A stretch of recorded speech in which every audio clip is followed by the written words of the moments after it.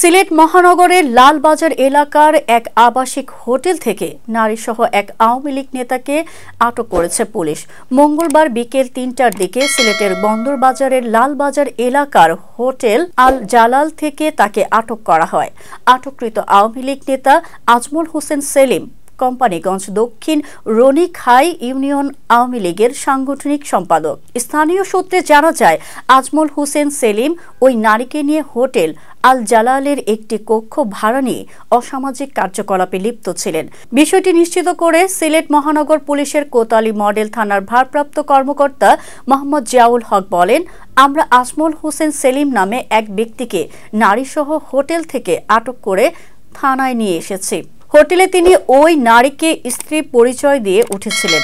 ওই নারীর সঙ্গে তিনি অসামাজিক কার্যকলাপে লিপ্ত ছিলেন কিনা সে ব্যাপারে জিজ্ঞাসাবাদ করা হচ্ছে। এছাড়া তার নামে কোনো মামলা আছে কিনা তাও আমরা খতিয়ে দেখছি।